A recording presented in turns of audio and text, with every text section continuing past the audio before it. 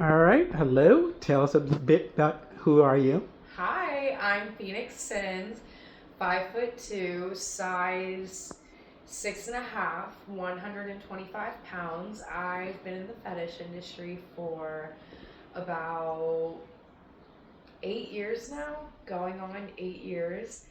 I am from Georgia. I'm a Georgia girl, and I love to explore and adventure and learn new things. It's one of my favorite things about myself. One of my favorite kinks would probably be, oh, that's a tough one. It would probably be hmm, domination, femdom. Okay, what do you like about that? I love being in control. I love um, the dynamic between a submissive and a dom, and just think it's so cool and different and unique. Okay, where do you find out you're into that? Honestly, I've always had a very dominant side to me since I was very, very young. I never really knew like what to do with it or how to embrace it or channel it. As I got older and, got older, I learned more on how to channel and embrace it properly, and it only continued to grow from there. You were dominating the boys in your school or Oh something? yeah, I would kick dudes in the balls. I would punch them in the balls, like for fun, for shits and giggles. Um, The good old nut tap trick. Oh yeah, I mean purple nurples. Is that what they're called? Where you twist the nipples. Oh yeah, I was a bully, but only to the guys that wanted it. So I was like, low key, I think we're on the, me and the guys were on the same page because they wanted it and I gave it to them. Okay, there's some nerdy guy from the high school watching this, shaking his fist at the Yeah. screen. So, what brings you from Georgia to the exotic location of Philly? Well, actually, I had come to Philly previously for some work and it didn't go really well, and I actually ended up not working at all. And I stayed here for about like 2 days, and it was all right. And then I went home, and then I got reached out to by another producer to come back up here. They were gonna pay for my flight, everything, and do 2 days of 10-hour shifts with them, which is very exhausting. But I had such a wonderful, amazing time, and so that is what brought me up here this time. And it actually turned out it went so well that he's having me come back for the next 3 months now, once a month for the next 3 months. So I will be back here a lot more frequently. Okay, how much can you shoot in 10 hours? It's a long time.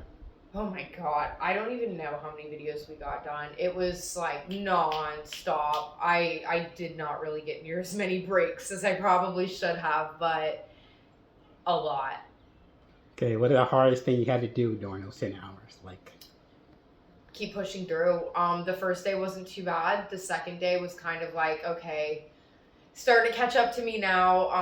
And just honestly I always try and just keep a positive mindset whenever I start to feel a little tired or down or frustrated or cranky. I just always have to remind myself that like, hey, like I love what I do. It's a once in a lifetime opportunity to be in a whole different place of the of the country, and exploring and experiencing new things, and just stay positive. And that's usually what pushes me through. It's a little pep talk. how is the fetish scene in Georgia versus over here? The fetish scene in Georgia is a little bit different. We definitely have more of a variety of fetish producers out there. There's a lot of wrestling out there. There's a lot of like feet, farting. Bondage is a really big one. Tickling, and then we do have one producer that does a bunch of like hardcore, more porny Mm-hmm. fetish work. It's not straight porn, obviously, but Like it's pegging and stuff, I guess. yeah, just more very intense. Like he's crazy. He will do the wildest stuff. So he did one video not that long ago where he buried the girl alive in a Okay. box full of sand. It was like an Egyptian video he was doing, and I Uh-huh. guess she was a pharaoh or something, and she fucked up her one job of being a pharaoh, Mm-hmm. and so she got buried alive. So yeah, he does some really cool stuff. But yeah, he's on the hardcore end. But it's definitely a big variety in Atlanta for sure. Okay, they buried you like the girl from Euphoria. Yes, yes. Okay. Well, what's your favorite of those fetishes to do? Of the My favorite fetishes to do. That like all the exotic ones, like tickling and stuff like that, wrestling. I love tickling when I'm doing it, not necessarily on the receiving end. I don't hate it, but it's just I'm extremely ticklish. I love ball busting. I love degrading, humiliation. Um, hmm, there's a lot that I love. I really enjoy bondage as well. I will peg. Pegging's not like my favorite because it's so exhausting. Oh my god, that is some work you have to put in for that. Now you know it from the guy's side. Oh yes. Oh my god. I was like, this is what men do. Oh, I couldn't do it. But yeah, I those are my top handful that I enjoy. Is there a trick to ball busting? Um, no, just kick. Okay, are you? Kick hard. Sometimes they'll tell you, hey, don't go so hard, but then some people are more extreme and they'll say, hey, kick me as hard as you fucking can. I want to bleed. And so it all depends on who, like, you're ball busting and their boundaries, their limits, and what they're consenting to and stuff like that. It all plays into that. Okay, when you do verbal humiliation, what's some stuff you say? Oh god, I have to like get into the mood for that.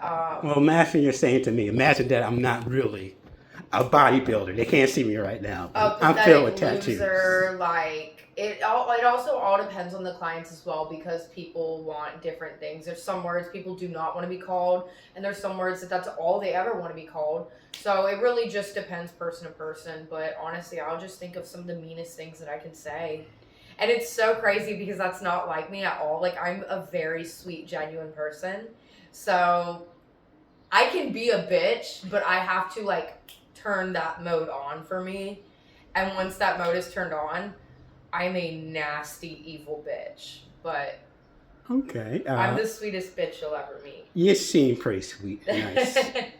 Now, you said you're into wrestling. You have to learn how to wrestle when you?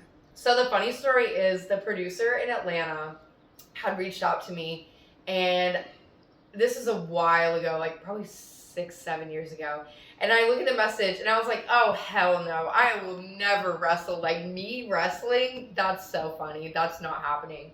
And so I just kind of didn't really text back. And then 6 months later, they had reached back out to me and they were like, hey, just want to circle back around, see if maybe you're still interested. I promise, like it's not near as intricate and complicated and scary as you think it is. We'll walk you step by step through everything.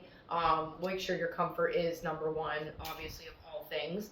And I was like, you know what? Sure, let me give it a shot. And so I showed up, I tried it. And honestly, I never looked back. I fell in love and I had such a wonderful, amazing time. And it's definitely opened a lot of doors and opportunities for wrestling for me. So I'm very grateful and thankful and appreciative for that. What's your easiest move for you to do that you're good at this point? Easiest? Probably just like a sleeper. My favorite though would be a torture rack. A torture rack is where you lift somebody over. Mm-hmm. You lift them over and then you bend their chin down and yank their leg down. And their back is like breaking over you. Now, what's the biggest person you can lift? Because that seems like it takes a lot of weight to do. I've done Kiara Starr. I think she's 100 and she's very light. She's like maybe 120. I'm not sure. I've done Kiara Starr and I've been able to do center rows.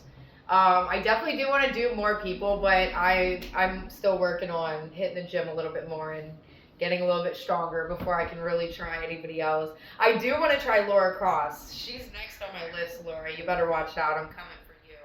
Oh yeah, she's pretty built. Have you met her before? Oh yeah, me and Laura, we are great friends. Okay, have you ever watched wrestling or anything like that? Oh yeah.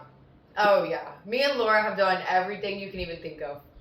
What's your favorite wrestler from what you watch? My favorite wrestler? Yeah.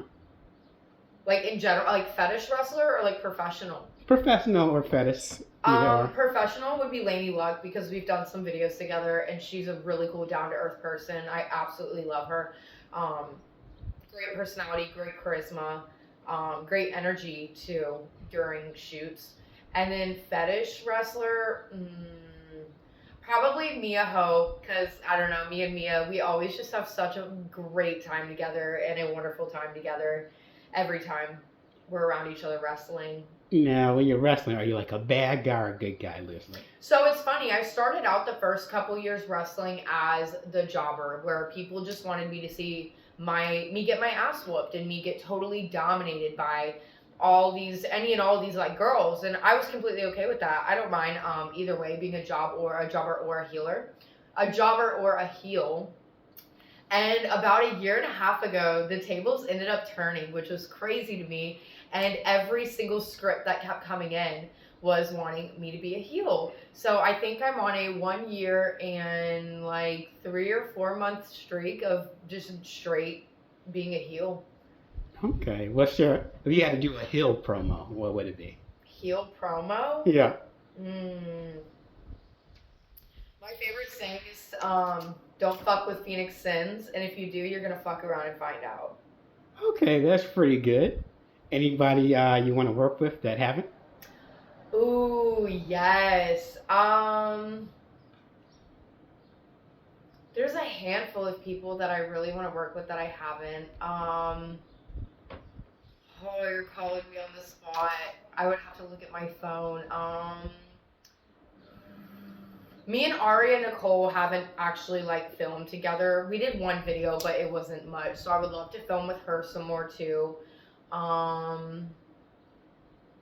would love to get out to Vegas and work with Tilly McGreese. Me and Tilly, we're great friends. I love her. She's a wonderful person. And then one last person that I would absolutely love to work with would probably be, Hold on for a second. the third and final person that I would absolutely love to work with would be, I don't know. There's so many people like. Well, there's that hot geeky femdom guy. That's pretty good. Oh yeah? Yeah. No way. Yeah. I'm not sure on the third person. There's too many to count, but those are definitely two that I would love to work with. Okay. What was the fetish scene you would like to do if you had to worry about money or shooting? If you had like unlimited budget. Well, what's a fetish scene you want to do that you haven't really yet?